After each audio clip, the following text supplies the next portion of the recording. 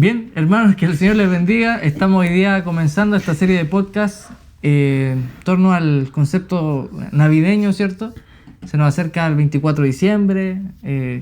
Muchos creen todavía que ahí fue cuando nació Cristo, pero bueno, tomamos esa fecha y lo recordamos, pero no sabemos exactamente cuándo fue que el Señor nació. Vamos a tomar estos temas. Queremos contextualizar, queremos desarrollar preguntas en torno a esto que quizá a veces algunos no se las han hecho y que les pueden servir, así Claro. que queremos que usted sea parte también de este podcast, no se lo pierda, compártalo con otras personas también. Ricardo, saluda a los hermanos de... Les saludo a todos en el nombre de nuestro Señor Jesucristo. Esperamos que esta grabación sí que funcione porque lo hemos intentado... La cuarta vez. Esta es la cuarta vez. Así que esperamos en el Señor que funcione, pero que más importante que cualquier cosa que nosotros digamos, si a usted ha de servirle, con eso estamos pagados.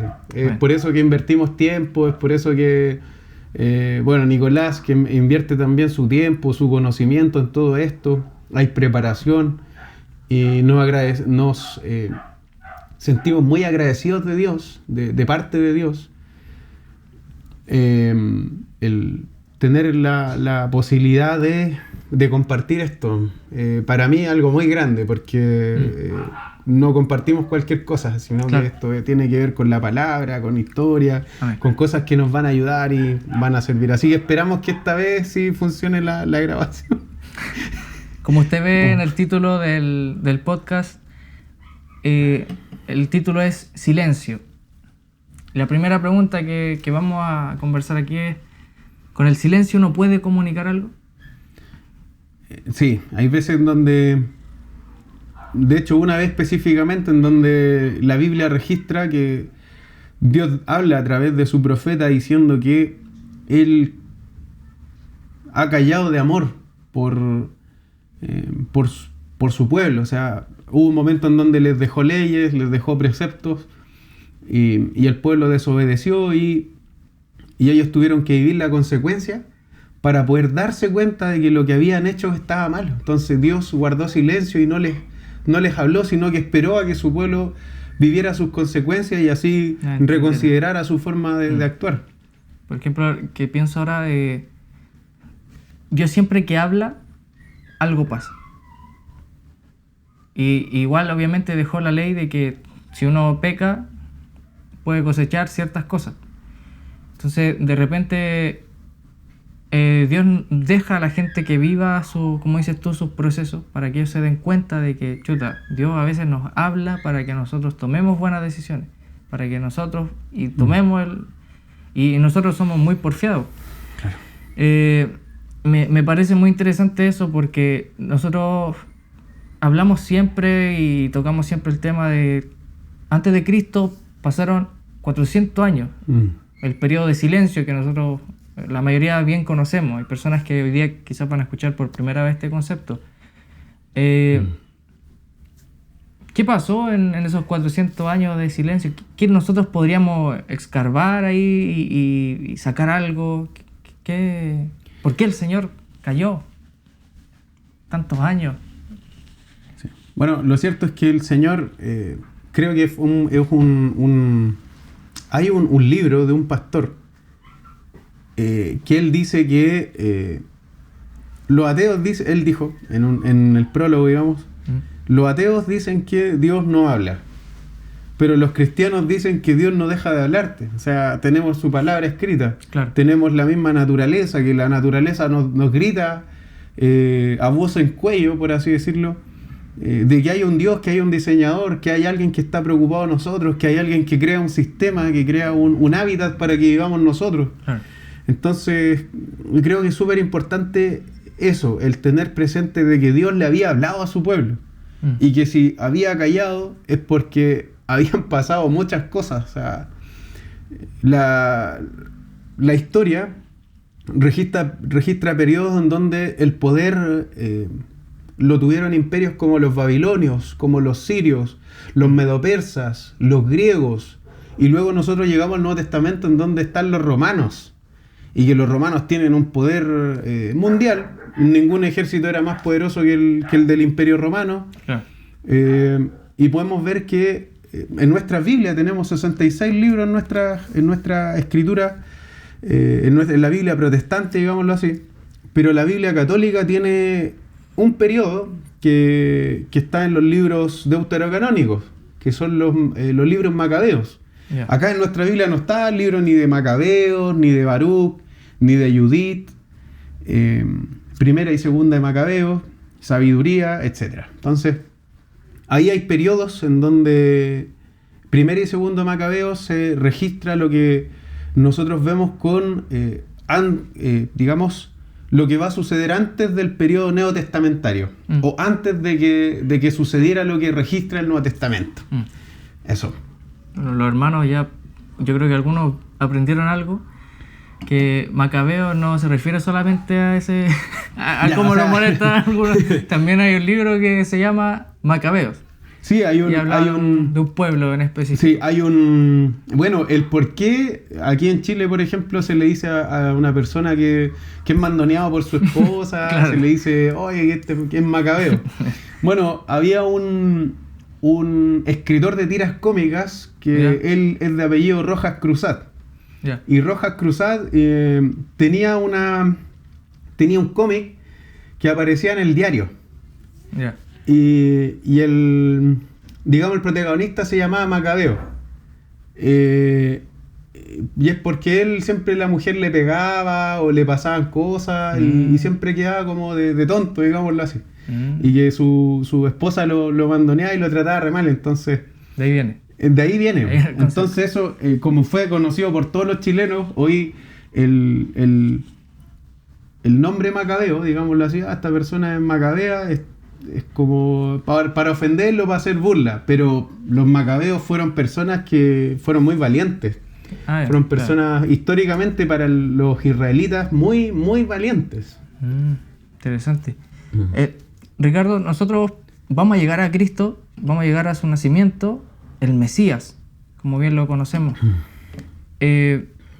Antiguamente, muchas personas se les quiso levantar como Mesías, como los salvadores, como los que iban a guiar al pueblo hacia la libertad y la salvación. Y de ahí pueden salir muchos temas, pero ¿de qué te acuerdas tú de algún personaje que puedas nombrar a los hermanos, a la gente que nos está viendo, de supuestos Mesías o líderes que quizás iban a prometer esa salvación pero no la dieron? Bueno, la historia registra algunas personas que estuvieron antes de Cristo, durante la vida de nuestro Señor y después. No aparecen todos no aparecen todos en el Nuevo Testamento, en la vida que se desarrolla y que está registrada en Mateo, Marcos, Lucas, Juan, libro de los Hechos. ¿Ya? Pero sí en la historia del mundo, en la historia universal, por así decirlo, en la historia del pueblo de Israel. Por ejemplo, 3 de ellos, que algunos puede ser que hasta fueron contemporáneos de nuestro Señor Jesucristo. O sea, me refiero a que movilizaron gente. Gente los tomó a ellos algunos como Mesías, y a otros como líderes político-militar, por así decirlo. Uno se llamaba Judas de Séforis, del año 4 aproximadamente antes de Cristo. Simón de Perea, y otro que es del año 2 o el año 4 de la vida de nuestro Señor Jesucristo.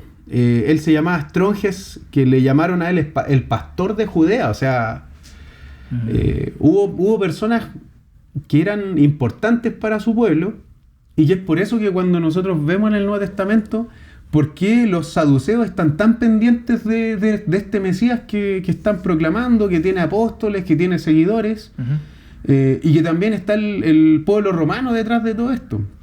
Tenemos a los saduceos, que ellos eran adictos al poder, y que ellos son descendientes no de los sacerdotes, sino de los antiguos macabeos. O sea, ahí hay una conexión, porque uno se pregunta qué sucedió con los sacerdotes del templo. En el Antiguo Testamento nosotros vemos que hay levitas y hay sacerdotes del templo, pero luego vemos en el Nuevo Testamento que existen los fariseos, los saduceos, los esenios, etc. ¿qué pasó con los...? La pregunta es, que yo creo que muchos también se la han hecho, ¿qué pasó con los sacerdotes que eran de descendencia levítica y que por qué no están en el templo?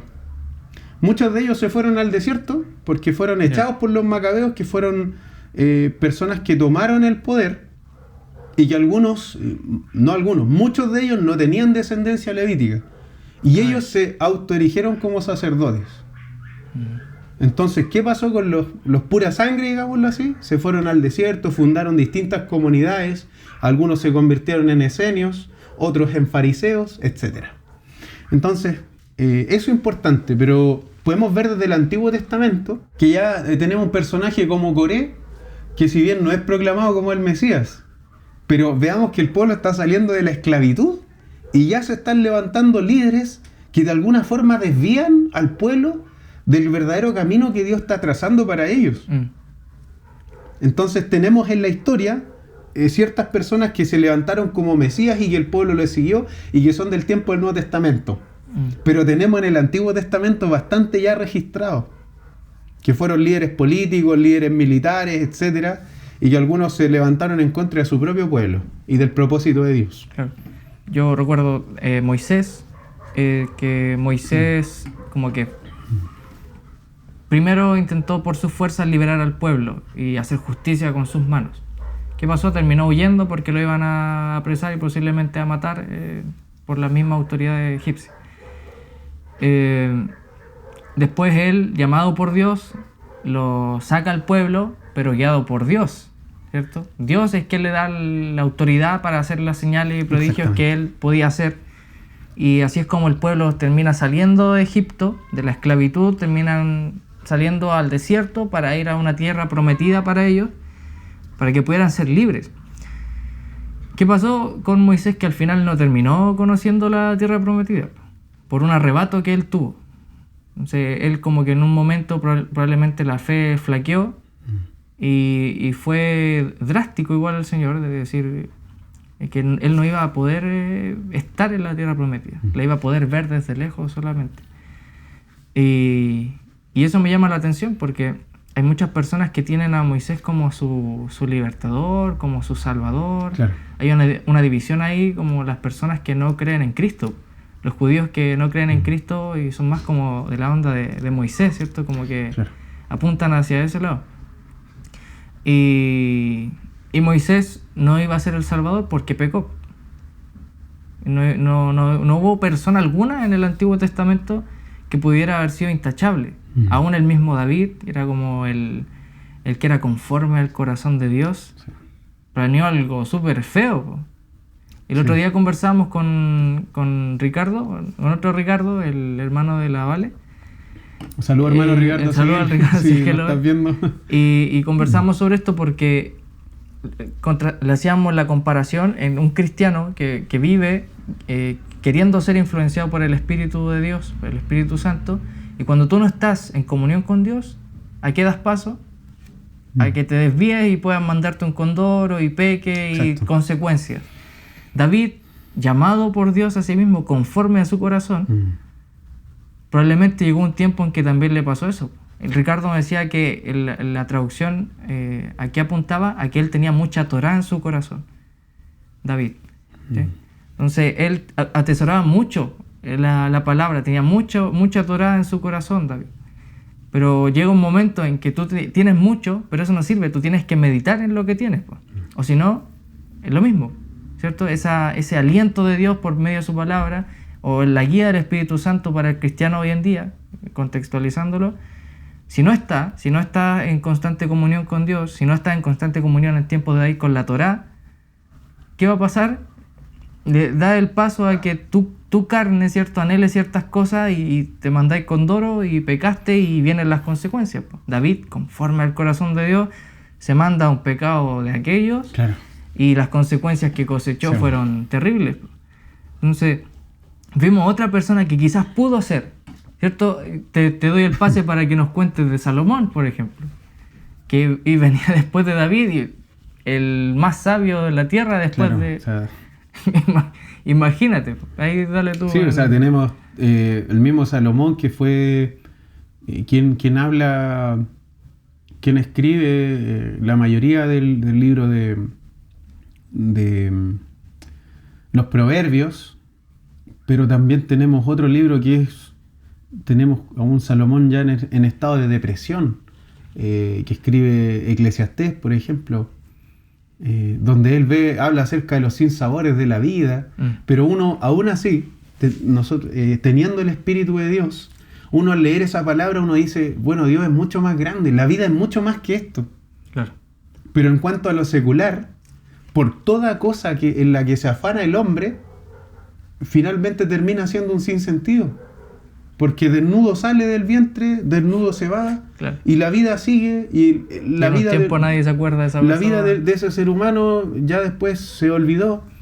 Por lo tanto, es muy importante y que queda como enseñanza, yo creo, si puede quedar como enseñanza en este podcast, que finalmente uno en el servicio es bendecido por Dios y puede bendecir a los demás y es recordado por los demás. Lo que hizo Salomón, por ejemplo, de dejarnos los proverbios.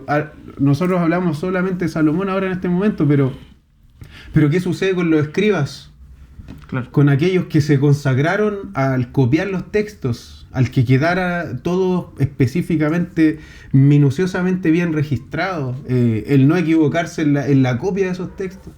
Gracias a ellos también los tenemos. Pero aún así, o sea, una persona muy sabia llega a cometer grandes pecados, grandes errores, forma su harén, claro. Y que, bueno, dijo una vez un judío, lo escuché en una predicación porque estaba exhortando a Torá y dice, el problema no era tener tantas mujeres, o sea, no sé, 200, 300, tantas mujeres, sino la misma cantidad de suegras. Se fue en la mano el erudito. No te escuchen. Entonces, bueno, pero podemos ver que una persona tan sabia comete un tremendo error, sí, y que guía incluso a su pueblo a la idolatría. Claro. Y uno dice, bueno, Dios tenga misericordia de nosotros, nos ayude para poder mantenernos en el camino. Claro que sí. Entonces nosotros vamos viendo que se forma un contexto. El mensaje principal del Evangelio, de la buena noticia del Señor, es que nosotros, primero hay que escuchar la mala, éramos pecadores, estábamos lejos de Dios, necesitábamos un Salvador que saldara nuestra deuda de nuestros pecados.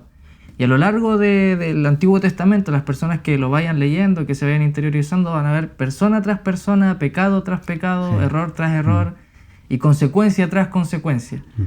Entonces, vemos que hubieron muchos mesías fracasados. Ninguno pudo, ni con tanta sabiduría, podría llegar a ser el Salvador del mundo. Una persona. Ni con tanto poder, ni con tanta fuerza, otra persona pudo hacerlo también, como el lado de Moisés. Terminó siendo una persona que llegó a ser dependiente de Dios. Ya no era por su fuerza que iba a sacar a ese pueblo a la libertad. Entonces, exacto, Dios de a poco se fue mostrando, diciendo, claro, no va a ser por tu fuerza, sino por la de Dios. Dios es el que tiene las fuerzas para llevar al pueblo a la libertad. No va a ser por tu sabiduría, Salomón, ¿cierto? Porque aunque tú seas muy sabio, no tienes lo que el Señor tiene, ¿cachai? Y esa sabiduría provenía de Él, pero ¿qué pasaba con la integridad de esa persona teniendo tanta sabiduría? Entonces, todos nosotros como seres humanos a lo largo de la historia quedamos como insuficientes. No íbamos a poder alcanzar ese grado de perfección para saldar esas deudas, esos pecados. Entonces, en ese contexto que nosotros vemos, queda un silencio, pero queda como un suspenso. Yo creo que el Señor ya lo había dicho todo. Ahora quedaba esperar lo que iba a venir un poco más adelante. ¿Y con qué pasaje? Yo recuerdo haber leído algo interesante, que Malaquías terminaba con un pasaje muy interesante. Bueno, él dice que se iba a acercar el día del juicio, pero que él iba a enviar a su profeta, o sea, al profeta Elías, antes de la manifestación de su, digamos, del juicio, por así decirlo. Y vemos que esta persona es Juan el Bautista, que tiene el espíritu de Elías, ¿cierto? El del profeta. Tiene el mismo espíritu del profeta del Antiguo Testamento. que se levanta en contra del rey y le dice, tú hiciste esto, como Jeremías lo hizo, como Isaías al pueblo, y que en el fondo cada uno cumple una función importante. Bueno, la traducción NTV dice, miren, les envió el profeta Elías antes de que llegue el gran día terrible del Señor. Sus predicaciones harán volver el corazón de los padres hacia sus hijos y el corazón de los hijos hacia sus padres. De lo contrario vendré y haré caer una maldición sobre la tierra. Por lo tanto, aquí vemos que ya hay se va a acercar un día en donde el profeta Elías se va a manifestar y que él, como lo vemos nosotros en el Nuevo Testamento, es Juan el Bautista que está preparando el camino para que venga nuestro Señor Jesucristo. Por lo tanto, tenía que salir aquella persona que en la cultura judía gritaba, viene el novio, viene el novio. Cuando se casaba, cuando se desarrollaba un matrimonio, aquí había aquel que anunciaba y que decía, se acerca el novio, y decía, viene el novio, viene el novio.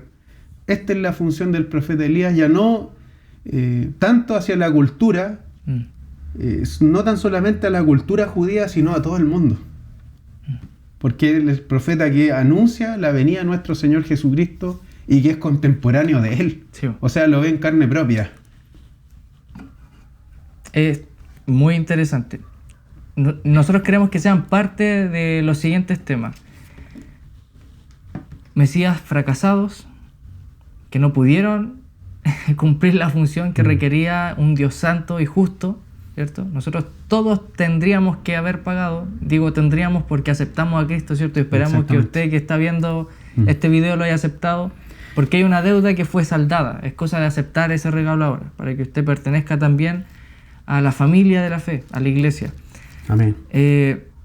Ninguna persona ha podido llegar a la altura a la que iba a llegar Cristo. Ese niñito que va a nacer en un pesebre iba a ser el mismo Dios encarnado aquí en la tierra. Es un misterio que a nosotros nos cuesta entender. Y gloria a Dios que nos cuesta entender a Dios, ¿cierto? Porque si lo pudiéramos entender, ¿qué sentido tendría? Pues si Él es Dios. Él está mucho más allá de nuestros límites de la mente humana. Va a venir ese niño. Van a empezar a pasar cosas, ¿cierto? Vamos a empezar a ver cierto contexto en el cual va a venir a nacer ese niño. ¿Por qué Cristo decidió nacer en la época en la que nació? ¿Qué importancia tuvo eso? Entonces, síganos, porque van a venir otros temas, ¿cierto? Donde vamos a poder tocar esos puntos.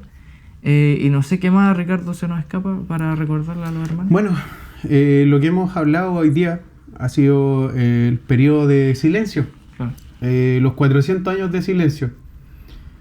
Como resumen, es importante que antes de acercarnos al Señor, como predicaba nuestro hermano Nicolás hace una semana atrás, es importante contemplar frente a quién estamos, porque Él muchas veces nos deja a nosotros, nos da un periodo de silencio, y es que necesitamos nosotros comprender bien, ya sea las cosas malas que hemos hecho, el cómo estamos actuando, para que reflexionemos de que estos periodos históricos tienen su cumplimiento en la palabra de Dios. O sea, Dios ha dicho cosas, ha dicho profecías en donde Él dijo que se iba a manifestar, que iba a venir un día, pero se necesitaba ese periodo de silencio, porque como tú bien habías dicho, Él había hablado en muchas oportunidades. Había dicho todo. O sea, ya lo había dicho todo, pero el pueblo aún así está expectante. ¿Qué iba a suceder con los futuros profetas? Pero sin embargo, no sé si vamos a tocar hoy día acerca de la genealogía de Cristo, lo dejamos para... Yo creo que lo vamos a dejar más adelante. La genealogía de Cristo es muy importante. A veces nosotros tomamos Mateo y solamente lo dejamos pasar. Y hay cosas muy buenas ahí. Hay cosas muy buenas ahí, sí. Yo creo que eso es muy, muy importante. Pero como tercer punto, que hubieron muchos mesías fracasados, que el mismo pueblo quiso levantar y que ellos perecieron y fueron insuficientes. Sí. Fueron como decía Salomón, como aquella flor que crece, se marchita y luego ya no es. Y ni aún ni recuerdo de ellos quedan. O sea, Es interesante eso que dice porque y que creo que como reflexión puede quedar el qué estamos haciendo. El si estamos dejando una marca quizá en el corazón de otras personas, más que para ser recordados, para poder ayudarle a su salvación o a su progreso espiritual. Bueno. Eso. Bien. No se pierda los siguientes capítulos. El siguiente capítulo se va a llamar ¿Por qué hoy? Relacionado con el Imperio Romano, el sometimiento de Israel, la cultura desde donde viene nuestro Señor Jesucristo y por qué no vino antes o ahora. Y el último tema vendría siendo el reino se ha acercado, el nacimiento ya de nuestro Señor Jesucristo, las profecías que se cumplen y pinceladas del ministerio de Cristo. Amén. Así que lo esperamos. Comparte este video, ahí si puede darle me gusta, comentar qué cosas le parecieron bien o mal, los vamos a recibir bien. Así que muchas bendiciones, me despido, Nicolás por este lado. Y su servidor aquí, Ricardo, por este otro. Que el Señor les bendiga.